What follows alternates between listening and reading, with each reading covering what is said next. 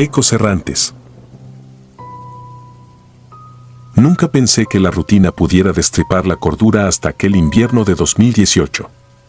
Me llamo Elías y llevaba 3 años trabajando para la compañía Centinela Privada, un servicio de guardias que se alimentaba de los contratos más ingratos de Veracruz.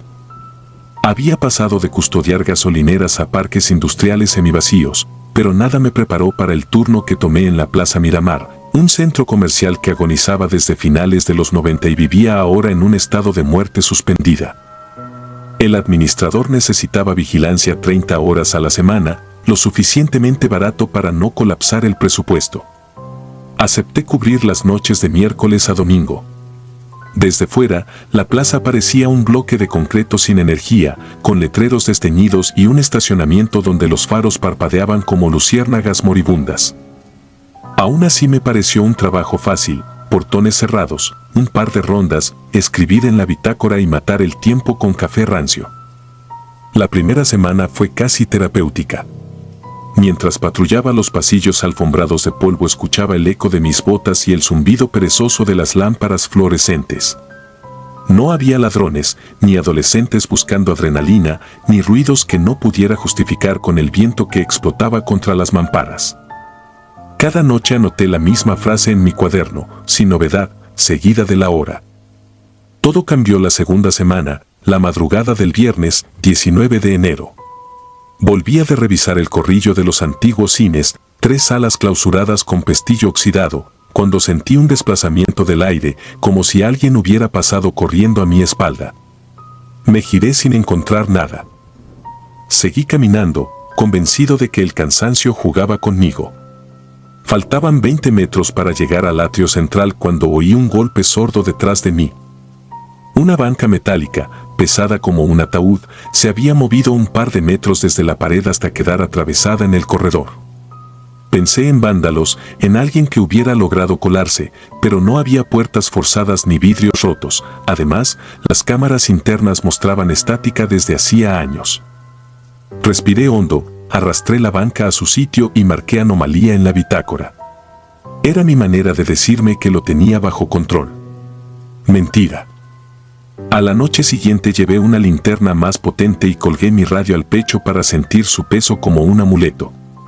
Cerca de las 2:30 hice la ronda perimetral y regresé al atrio. Una lámpara se apagó, luego otra, y otra, hasta que solo quedó un anillo pálido rodeando la fuente seca del centro. Entre las sombras vi algo deslizarse, era la misma banca, avanzando sola, deslizándose sobre el mármol sin hacer ruido, como si el suelo hubiera perdido fricción. Se detuvo frente a mí. Me obligué a hablar para reconquistar el momento. Musité un "¿Quién anda ahí?", inútil, porque lo único que contestó fue un apagón total. El negro absoluto me borró del lugar durante un segundo exorbitante.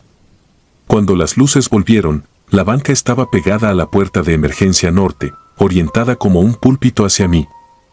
No traté de moverla, volví a mi garita, cerré con llave y pasé el resto de la noche escuchando crujir la estructura, como si la plaza respirara dentro de sus muros. Dormí 2 horas al amanecer, en mi departamento. Al despertar descubrí moratones en los antebrazos, marcas largas y pálidas que no recordaba haberme hecho. El cansancio se confundía con fiebre, pero regresé a trabajar porque necesitaba el dinero y porque la idea de rendirme me parecía más terrorífica que lo desconocido. El sábado llevé una cámara digital vieja. Pensé grabar evidencia y mostrársela al administrador. A la 1 de la madrugada, desde el segundo piso, enfoqué el pasillo principal. Las macetas gigantes de fibra de vidrio parecían tótems funerarios bajo aquella luz enferma. Observé 10 minutos sin parpadear. Nada. Miré la pantalla para detener la grabación y, al alzar la vista, una maceta no estaba. No la había visto moverse, simplemente había dejado de existir en ese punto para aparecer, un parpadeo después, 2 metros más allá. El lente temblaba entre mis manos. Volví a centrar la imagen, otra maceta se deslizó, lentamente, como empujada por un niño invisible. La tierra vibraba y caía, dibujando un reguero oscuro. Quise correr, pero mis piernas ignoraron la orden. Solo pude presenciar cómo todas las macetas se alineaban junto al borde del atrio, formando un círculo imperfecto alrededor de la fuente vacía. Entonces lo vi. No era figura ni persona, sino ausencia organizada. El aire se deformaba dentro del círculo y generaba una silueta casi líquida que imitaba la forma de un abrigo largo. La tela inexistente ondeaba en un viento que yo no sentía. El ruido vino después, un roce bronco, como uñas en metal, multiplicado en los conductos de ventilación. La silueta flotó, giró sobre sí y se encajó en la rejilla más alta del domo, desparramando polvo como copos grises que se apagaban antes de tocar el suelo. Cuando pude moverme, apagué la cámara y bajé las escaleras casi a tientas. El círculo de macetas había regresado al centro sin que yo lo viera hacerlo. Atravesé el atrio, choqué con una y sentí que algo latía dentro de la arcilla. No volví a tocarla. Llegué a la salida más cercana y vomité sobre el asfalto frío. Al amanecer, entregué mi reporte final, riesgo estructural y de seguridad no especificado. Se recomienda clausura nocturna. El administrador se rió, convencido de que exageraba para conseguir un aumento. No discutí. Renuncié esa misma mañana. Pocos días después volví como civil, con la excusa de buscar una tienda de discos.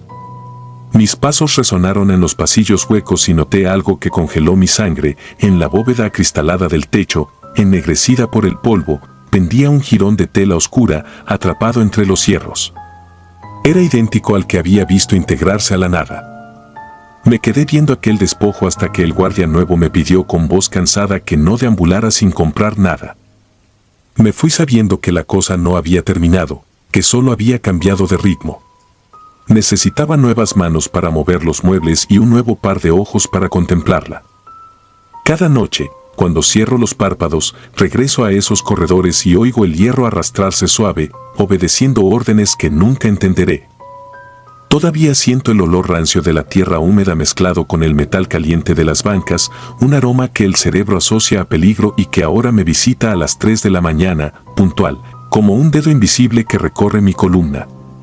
Y me pregunto si no sigo siendo, en algún sentido, parte del turno. Desde entonces, duermo con las luces encendidas, aunque la oscuridad siempre encuentra el modo de entrar por las rendijas y proyectar la sombra de algo que se desliza sin cuerpo, buscando ser visto otra vez. El silbido. Nunca quise heredar la profesión de mi padre, pero cuando la vida aprieta uno acepta los turnos que otros desprecian. En 2016, las grandes curtiembres del corredor industrial de León bajaron sus cortinas y dejaron naves polvorientas, pasillos desnudos y un silencio que parecía pegado a los muros. La empresa de seguridad para la que trabajo firmó un convenio para vigilar el conjunto. Nadie duraba más de un mes, ruidos extraños, pérdidas de energía, objetos que aparecían fuera de lugar. Me ofrecieron el turno nocturno con un sueldo mayor. Acepté recordando el orgullo con que mi padre patrullaba fábricas abandonadas desde los años 90. El complejo ocupaba 4 manzanas y estaba cercado por bardas que terminaban en alambre de púas. Dentro, 6 naves comunicadas por corredores techados custodiaban maquinaria oxidada, charolas con residuos de curtido y una garita principal con monitores de circuito cerrado. Cuando llegué, poco antes de las 9, revisé las cámaras, 12 en total bañaban la oscuridad con sus ojos infrarrojos. La empresa exigía rondines cada hora, anotaciones en el registro y reportes por radio. El portón se cerró tras mi auto, dejé las llaves en la caseta, me coloqué la chamarra con el logotipo y empecé a caminar. El aire olía a piel curtida aún con las máquinas apagadas. Cada paso levantaba polvo. La linterna revelaba senderos de motas que parecían huir de las de luz. El primer recorrido fue simple, pasé por la línea de secado, crucé el taller de cuchillas y llegué al fondo, donde un montacargas herrumbroso apuntaba hacia el techo como un animal dormido. Regresé a la caseta, anoté la hora y bebí café frío de un termo. Nada fuera de lo normal, excepto un detalle: la cámara número 4, colocada en la nave central, mostraba estática intermitente. Supuse que el cable andaba suelto y lo apreté en el panel. La imagen se estabilizó. A las 11 comenzó el silbido, un sonido que flotaba entre el viento y un lamento apenas audible. Lo escuché primero en el corredor de las calderas, un silbido corto, casi infantil, como si llamara a un perro. Me detuve, apunté la lámpara y no vi a nadie. Los silbidos volvieron, esta vez desde distintos puntos, rebotando en las paredes. Metí la mano a la funda de la pistola reglamentaria, algo que nunca hago en una simple ronda. Recordé la voz de mi padre: no dispares a las sombras, hijo, a veces las sombras disparan de vuelta, y respiré hondo. Poco después regresé a la caseta para revisar los monitores. La cámara 4 había vuelto a fallar, ahora mostraba una silueta quieta frente a la línea de tinajas cerradas. Acerqué la vista, la figura se perdía en un parpadeo de nieve electrónica, reaparecía borrosa y desaparecía otra vez. Cambié de canal. En la cámara 7, montada sobre el pasillo de costura, se formaba un destello parecido. Pasé a la 9, la entrada principal, y allí la vi con claridad, una persona con gabardina oscura, máscara larga en forma de pico, los mismos ojos hundidos que mi padre describió alguna vez cuando nos contaba viejas historias para no dormir. No debería haber nadie dentro. Marqué a la central, pero el radio solo devolvía un chirrido. Sorprendentemente, el sistema telefónico interno estaba muerto y no tenía señal en el celular. Decidí salir. Atornillé la lámpara a la pistola con la cinta aislante que siempre cargo, la luz oscilaba con mi pulso. Cada pasillo amplificaba el sonido de mis botas, haciéndome creer que otro guardia invisible me seguía de cerca. Cuando llegué a la nave central, el silbido mutó en un golpeteo metálico, como tubos chocando. Vi cajas apiladas bajo una lámpara rota. Las sombras parecían moverse entre las columnas, buscando refugio en la penumbra. Entonces lo escuché todo con claridad, un jadeo áspero, pausado, detrás de mí. Giré con el arma extendida. Nada. Sin embargo, el olor cambió, un tufo agrio, mezcla de amoníaco y piel húmeda. Avancé hasta la mesa de control eléctrico donde debían estar los interruptores. Quise prender las luces generales, pero el tablero estaba abierto, los fusibles colgaban como órganos arrancados. Alguien había saboteado la instalación.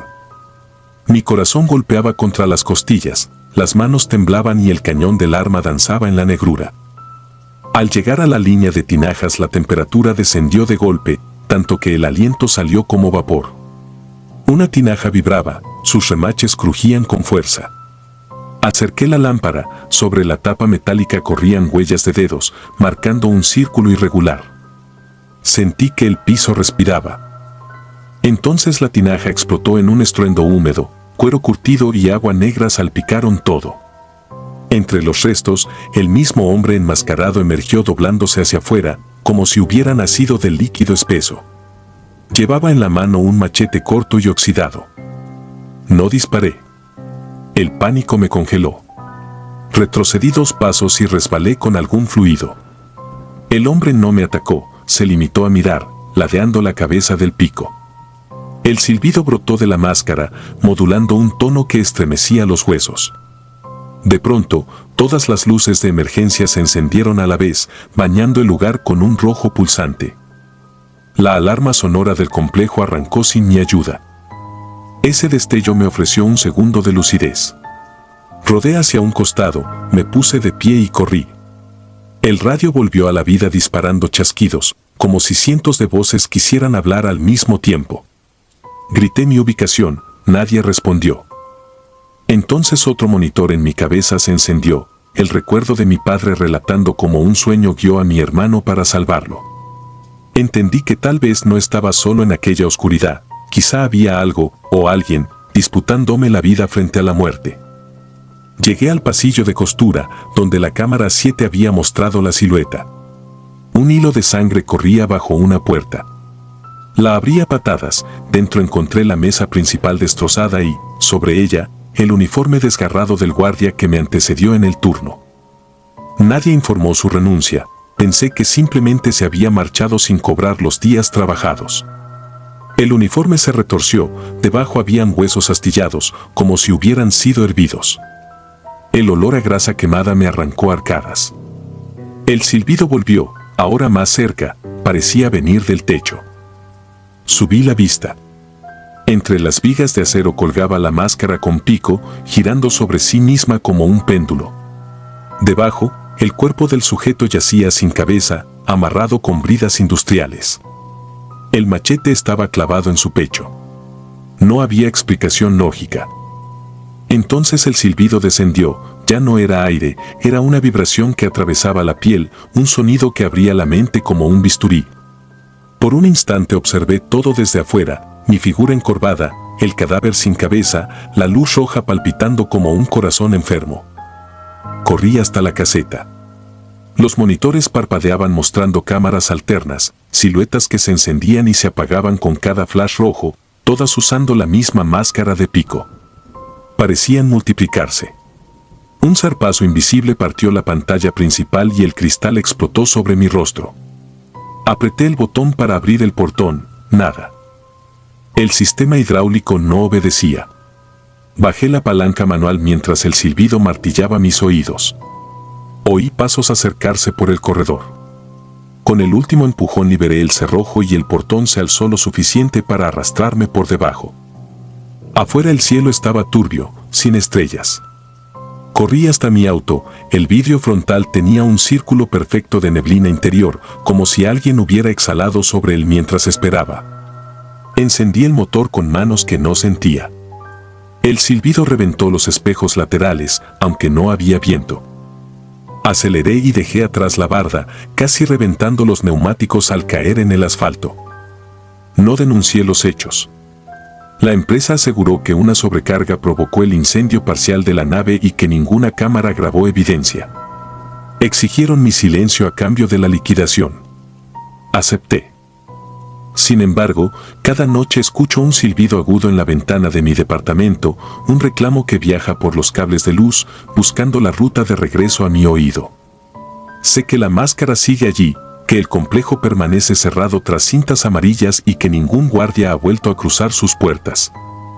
A veces, ya al borde del sueño, creo ver el pico perfilado sobre mi reflejo en el espejo del baño, esperando que apague la luz para continuar la ronda que jamás terminó.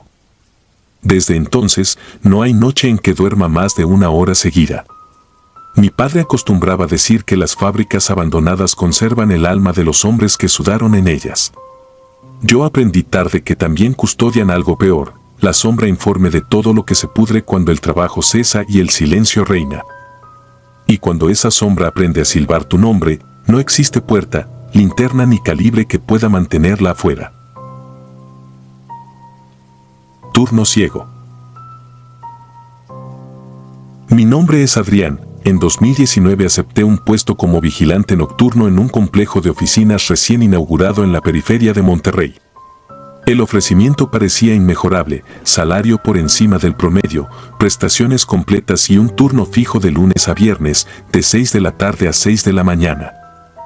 Lo único que me inquietaba era la ubicación del inmueble, un valle industrial rodeado de bodegas vacías y calles sin alumbrado. Luis, el supervisor, me aseguró que el lugar contaba con cámaras nuevas, sensores de movimiento y un generador de respaldo. Te vas a aburrir, dijo al entregarme el radio y el juego de llaves. Cuando llegué la primera noche encontré a Martina, la guardia del turno anterior, despidiéndose del jefe de mantenimiento. Entre bromas soltaron que yo duraría poco si era nervioso. Al solicitar una explicación, se limitaron a reírse. Pensé que era el típico novatazo. El protocolo indicaba registrar cada hora una ronda exterior y, cada 2 horas, descender al estacionamiento subterráneo para verificar los tableros eléctricos. A simple vista el sótano parecía inofensivo, 2 rampas anchas, un carril central y 50 cajones de estacionamiento pintados con una pulcritud casi clínica. Sin embargo, la primera impresión no duró. A las 9 bajé para la inspección inicial. El ascensor se abrió con un zumbido y me recibió un aire húmedo acompañado por un olor a concreto recién fraguado. Los ventiladores aún no estaban calibrados. Avancé con la linterna enfocada al pasillo que llevaba a los cuartos de máquinas y firmé la hoja de registro. Al girar para volver noté algo extraño. Una sombra se escondía detrás de la columna más cercana a la rampa norte. Lo atribuí a un reflejo, pero mis pasos retumbaron en el piso como si alguien corriera en la dirección opuesta. Respiré hondo, aseguré el bastón de aluminio en la cintura y subí sin reportar nada. A medianoche la alarma de movimiento se disparó en la cámara S04, la que apuntaba justo a la rampa.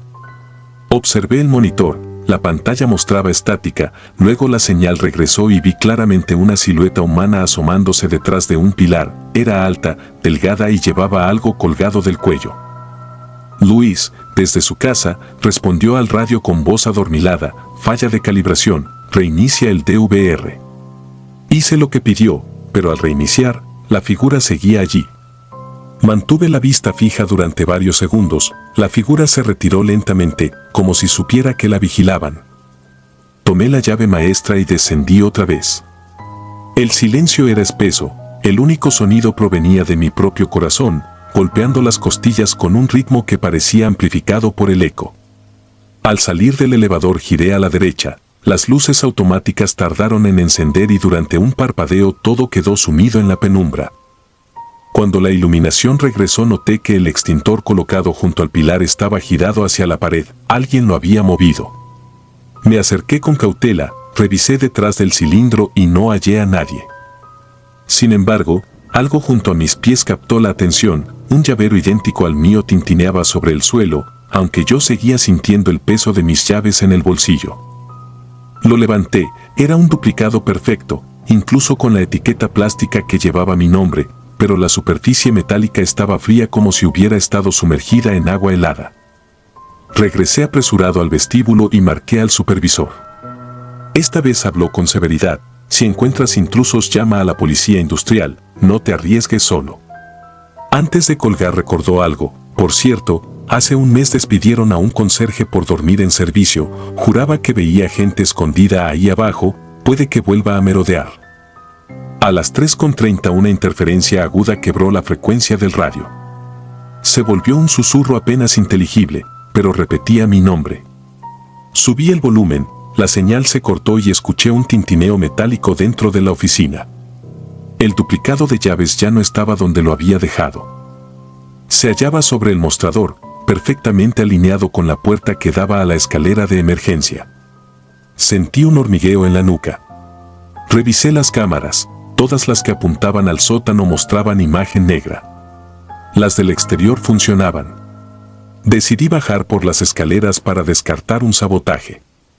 Cada tramo descendido parecía enfriar el aire otros 10 grados, el sudor se convirtió en escarcha sobre mi frente. Abrí la puerta metálica con esfuerzo y me topé con oscuridad absoluta, las luces de presencia no activaban.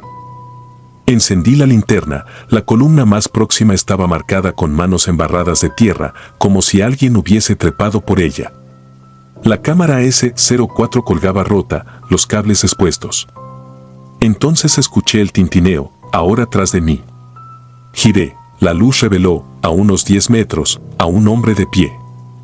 No podía ver su rostro porque la cabeza estaba ladeada, casi apoyada en un hombro, pero sonreía. En su mano derecha colgaba mi duplicado, balanceándolo como un péndulo. Sus brazos y piernas parecían alargados en proporción antinatural. Cada vez que el llavero chocaba contra su muslo, la reverberación metálica se amplificaba por la bóveda del estacionamiento. Retrocedí sin darle la espalda, el sujeto imitó mis pasos con un retardo de fracción de segundo, como una sombra mal sincronizada. Tropecé con un cono de seguridad y caí. La linterna rodó varios metros y quedó apuntando al techo, proyectando un cono de luz disperso que apenas alumbraba su silueta. Entonces habló, con una voz que no pude ubicar como masculina o femenina, sonaba más bien como aire subiendo por un tubo hueco: aquí nadie te oye. No pronunció las palabras, las escuché directamente dentro del cráneo. Me lancé hacia la linterna, al tomarla el haz iluminó el pasillo, pero el extraño había desaparecido. Solo quedó un eco distante de llaves que chocaban, su repiqueteo se multiplicaba, primero en la rampa norte, después en la sur. Aturdido, corrí hacia el elevador, aunque estaba convencido de que subiría vacío. Presioné el botón y, al abrirse las puertas, el duplicado de llaves yacía en el suelo de la cabina. No había nadie. En la oficina marqué a la policía industrial, pero antes de terminar la llamada el monitor captó movimiento en la azotea del edificio, la misma figura caminaba junto a las antenas, inclinando la cabeza como un cuervo. Colgué sin hablar, sabía que la patrulla tardaría. Opté por encerrar todos los accesos y activar la alarma general. Mientras colocaba candados escuché pasos en la escalera interna, pesados, irregulares, ascendiendo uno a uno con un intervalo exacto entre ellos, como si una maquinaria levantara cada pierna. El cerrojo de la puerta vibró apenas coloqué el candado. Me alejé hasta el fondo del pasillo, las luminarias empezaron a parpadear, recorriendo el techo de manera secuencial, dirigiéndose hacia mí. El candado se abrió con un chasquido imposible, la palanca saltó sola. La puerta se entreabrió y, sin abrirse del todo, algo alargó un brazo para dejar el duplicado de llaves en el suelo, justo sobre la línea de luz. Luego la puerta se cerró. Me encerré en el cuarto de CCTV y apilé muebles contra la entrada. Las cámaras internas fueron cayendo una a una, la pantalla se dividió en mosaicos negros hasta que solo quedó una imagen viva, la del pasillo afuera del cuarto. La figura apareció en cuadro, caminó lentamente y se detuvo frente a la puerta. Acercó la cabeza al lente, vi por fin su rostro, no tenía ojos ni nariz, solo piel lisa que palpitaba como bolsa de plástico pegada a la carne. Sonrió otra vez y sostuvo el duplicado de llaves levantado, como un trofeo. En mis audífonos el metal repicó, increscendo, hasta volverse un zumbido que bloqueó todo sonido. A las 5:15 llegó la patrulla. Me hallaron desmayado, con el escritorio volcado sobre mí. No hubo reporte de intrusos, las cerraduras no mostraban forzaduras y las cámaras estaban desconectadas desde el inicio de mi turno, según el técnico. Algunos colegas creen que caí víctima de la fatiga y de la sugestión, otros prefieren no opinar. Yo sé que aquella molécula de oscuridad con forma humana sigue allá abajo, jugando con llaves que no le pertenecen, esperando que otro vigilante mediocre necesite un empleo con prestaciones demasiado buenas para ser verdad. Desde entonces trabajo de día, lejos de sótanos y rampas. Aún así, cada noche, cuando el mundo se queda en silencio, percibo a lo lejos un tintineo metálico, como si alguien agitara un manojo de llaves pidiendo que vuelva a jugar a las escondidas. Turno de sangre. Nunca había temido a la oscuridad hasta aquella noche de marzo de 2019, cuando la agencia me envió, junto con Roberto, a custodiar el viejo frigorífico avícola de El Carrizo, a 10 kilómetros de Celaya. El complejo llevaba más de un año cerrado por quiebra, solo esperaban a la empresa demoledora que llegaría al amanecer. Nuestro contrato, según nos prometieron, era por una única guardia de 12 horas. Fácil dinero, pensé. Llegamos antes de las 6 de la tarde.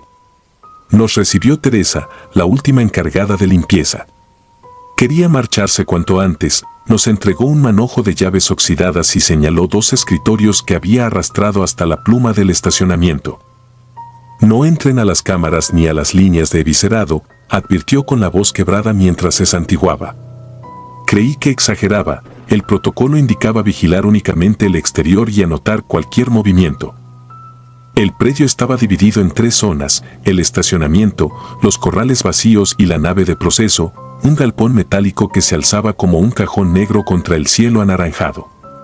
Colocamos los escritorios aprovechando la tenue luz de una lámpara de vapor de sodio. Conectamos los radios portátiles y revisamos los accesos, candados nuevos, cadenas bien apretadas. Todo parecía en orden. Las primeras horas transcurrieron sin novedad. El viento se colaba entre láminas sueltas y producía un zumbido semejante a un lamento lejano. Cada 30 minutos hacíamos rondas opuestas y confirmábamos por radio. A las 10 de la noche la temperatura cayó de golpe, como si alguien hubiese abierto la puerta de un congelador gigante. Me devolví al escritorio para frotarme las manos, pero encontré la silla volteada sobre la superficie, patas arriba. No escuché pasos ni crujidos que anunciaran a Roberto y, aún así, lo primero que hice fue culparlo a él en mi mente. Enderecé la silla, la acomodé y seguí mi ronda. Minutos después, el radio crepitó. «Julio, necesito que vengas», susurró Roberto. Algo movió mi silla y dejó esto. Corrí hasta su puesto. La lámpara anaranjada revelaba el escritorio limpio, salvo por un rastro oscuro en forma de media luna. Al alumbrar con mi linterna noté que era sangre reseca, como brochazos mal dados. Roberto juró que no se había cortado. Tampoco yo. El silencio nos rodeó con la misma densidad que el olor metálico que empezaba a salir de la nave. Propuse revisar el perímetro de nuevo. Caminamos separados unos metros, barriendo con las linternas. Al pasar junto a los corrales percibí un chirrido. La puerta corrediza, que habíamos dejado asegurada, ahora pendía entreabierta. Dentro, una figura cuadrúpeda se escabulló hacia la nave. Mi pulso retumbó en los oídos. Roberto, más cerca, apuntó con su lámpara, pero la silueta ya se había tragado la penumbra. Se quedó paralizado. Tuve que tocarle el hombro para que reaccionara. Sea lo que sea, se escondió en la nave, dije intentando sonar firme. Si es un animal, lo ahuyentamos y listo. Roberto no contestó. Sus labios temblaban tanto como la luz de su linterna. Yo tampoco estaba tranquilo, pero sabía que el reporte a la mañana siguiente requeriría una explicación convincente. Empuñé el inmovilizador eléctrico, le ordené a mi compañero quedarse detrás y empujé la hoja metálica. Un aliento gélido nos golpeó la cara. El interior era un laberinto de cintas transportadoras inmóviles, ganchos colgantes y charolas oxidadas. El suelo aún mostraba manchas antiguas que ningún detergente consiguió borrar. Avanzamos por un pasillo flanqueado de tuberías. Cada paso hacía vibrar las rejillas de desagüe, amplificando el eco de nuestros propios miedos. Llegó primero el olor, una mezcla de amoníaco, sangre añeja y humedad rancia que se pegó a mi garganta. Después, el sonido. Cadenas chocando, lentamente al principio, luego con ritmo frenético, como si algo trepase por ellas. Levanté la linterna. Entre claroscuros apareció un torso humano adherido a un armazón de extremidades delgadas, terminadas en garras que se curvaban como anzuelos. La cosa se balanceaba sobre una viga a más de 3 metros, pero el rostro, o lo que quedaba de él, pendía invertido, los ojos vidriosos apuntando directo a nosotros. No grité, el aire se me fue. Roberto jadeó un «vámonos», pero los ganchos comenzaron a oscilar alrededor, chocando como campanas de metal hueco que marcaban una sentencia. Retrocedí sin darle la espalda a la criatura. Cada paso se hacía eterno, había charcos de agua helada y tramos resbaladizos. Sentía que mis botas se enterraban en el concreto. La figura descendió con una agilidad que ningún cuerpo humano muerto debería tener. Las cadenas chirriaban al soportar su peso y el chasquido metálico retumbó en mi estómago. Al cruzar la puerta empujé a Roberto. Bloqueamos el acceso con una barra que encontramos tirada y corrimos hasta la caseta más próxima. No hablamos. Apenas nos sentamos, ambos vimos nuestra ropa, salpicaduras escarlata de origen incierto. El radio estaba abierto, escuchábamos nuestra propia respiración amplificada. Faltaban 3 horas para el relevo. 3 horas de silencio roto por golpes dentro de la nave y arañazos que rasgaban el metal cada pocos minutos, siempre más cerca, siempre más insistentes. A las 4 en punto una alarma se activó sola en la zona de cámaras frigoríficas, un zumbido penetrante que recorrió el aire como un bisturí en carne viva. No teníamos forma de apagarla porque el tablero estaba dentro del galpón. Los arañazos cesaron de golpe. Recordé las palabras de Teresa, el movimiento nervioso con que se santiguó. Me descubrí haciendo exactamente lo mismo, apretando los dedos sobre mi pecho como si un gesto religioso pudiera cerrar un portón que el acero no había logrado contener. La luz del amanecer pintó el horizonte con púrpuras y naranjas. El zumbido se apagó cuando los primeros camiones de demolición asomaron en la carretera. Salimos titubeantes a recibirlos. El supervisor me preguntó por qué seguía la puerta abierta. Le respondí que había un intruso. Envió a 3 obreros a revisar. No tardaron ni 2 minutos en gritar que no había nadie, que todo estaba intacto, aunque se quejaron del hedor. Cuando la policía llegó, revisó las grabaciones de nuestra cámara corporal. Ahí estaba la puerta forzada, estaba la sangre sobre los escritorios, pero en el interior de la nave solo se veía un pasillo oscuro. Ni rastro de cadenas oscilantes ni de la criatura.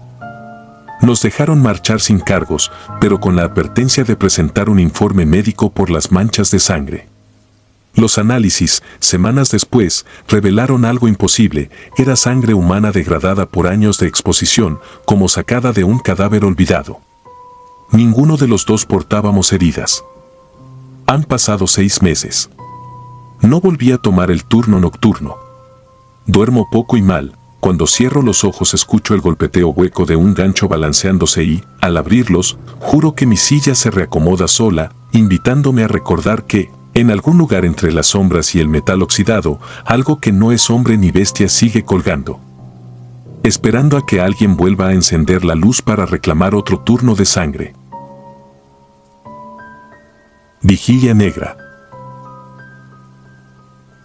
Ingresé a la empresa Logitech en abril de 2018, cuando la expansión industrial de Monterrey devoraba los viejos terrenos baldíos de la periferia.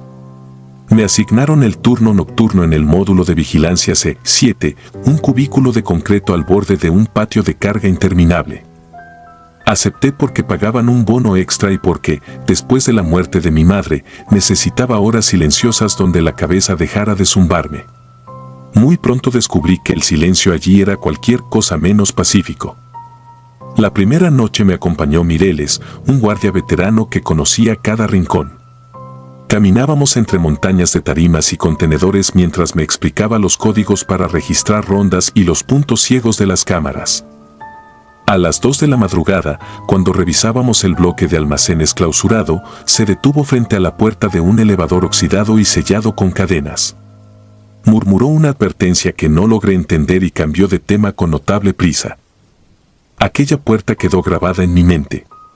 Cada ronda posterior coincidió con un crujido metálico que parecía surgir de su interior, como si el elevador intentara moverse sin energía. Yo anotaba ruido estructural para no alarmar a la central y trataba de convencerme de que la acústica del recinto generaba ecos perversos. Pasaron 3 semanas sin incidentes mayores, salvo el descenso repentino de temperatura en algunos pasillos y un olor a ozono que aparecía justo antes de que los sensores de movimiento fallaran. A finales de mayo, Mireles anunció su renuncia. No dio razones. En la despedida, mientras fumaba en el estacionamiento, me tomó del brazo y susurró: si escuchas que alguien pide el elevador, no lo abras. Su mano temblaba tanto que la colilla dejó chispas sobre el pavimento. La noche siguiente me quedé solo. El supervisor prometió enviar a otro elemento, pero los trámites tardarían días. Me propuse ser meticuloso: rondas cada hora, reportes puntuales, café suficiente. A las 23:47, durante la segunda inspección, oí el timbre del elevador.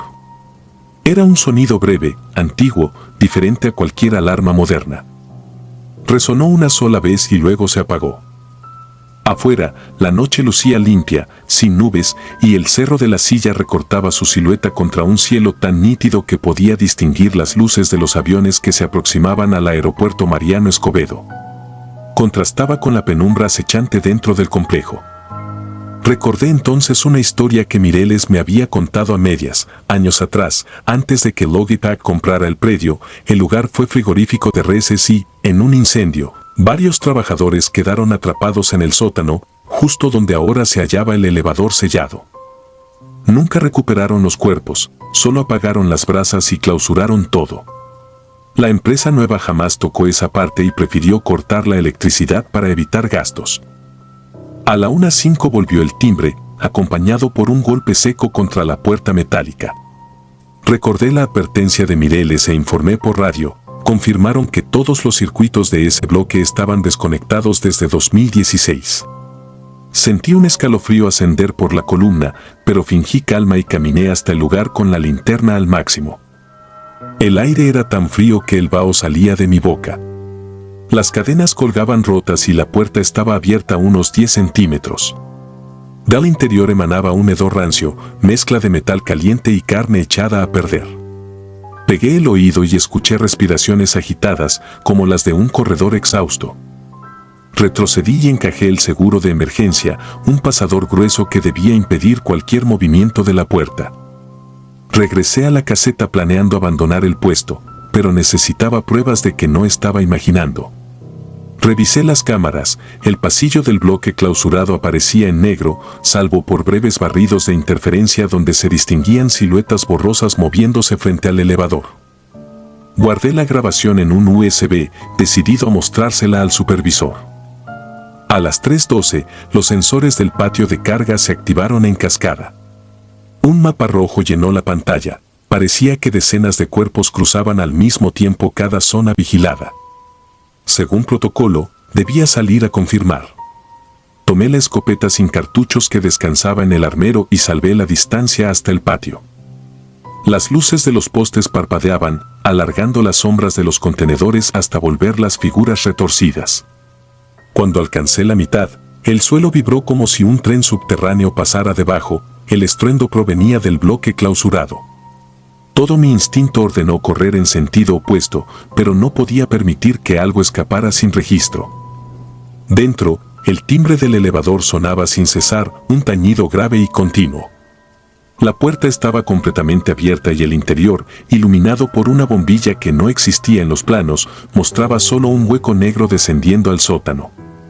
Un rastro de huellas frescas y oscuras se extendía desde el borde hasta la sala de bombas. Seguí las pisadas contra toda lógica. El líquido tenía la densidad del aceite quemado, pero el olor era dulzón, casi putrefacto. En la sala de bombas encontré el uniforme de Mireles, perfectamente doblado, con su radio encendido encima. Sobre la pantalla, garabateado con aquella sustancia, se leía: "Sigue mejorando el turno".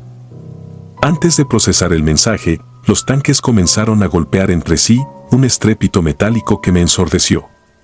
Corrí, pero cada corredor desembocaba de nuevo en la puerta del elevador. Me asomé al hueco. Desde las profundidades subía un murmullo coral, cientos de voces susurrando nombres desconocidos hasta pronunciar el mío con nitidez helada. Entonces emergió el rostro de una mujer hinchada y amoratada, los ojos desorbitados parecían llevar años sin parpadear. Extendió un brazo que se alargó más de lo humano y rozó la punta de mi bota. El frío fue tan brutal que sentí la piel arder. Retrocedí y presioné el gatillo de la escopeta, el estampido rebotó en los pasillos. Cuando el humo se disipó, el hueco estaba sellado, la puerta cerrada, las cadenas intactas. Intenté huir, pero las luces se apagaron y, en la oscuridad, el timbre del elevador sonó en todos los pisos al mismo tiempo, como si el edificio entero fuese una sola jaula moviéndose a voluntad de algo que no puedo comprender. Durante la entrevista de salida omití cada detalle sobrenatural y me limité a escribir riesgos estructurales en el formulario. El médico de la empresa afirmó que mis nervios estaban excesivamente agitados y recomendó reposo, pero no preguntó nada más. Nadie quiere hurgar demasiado cuando la versión oficial es más cómoda que la verdad. Renuncié esa mañana.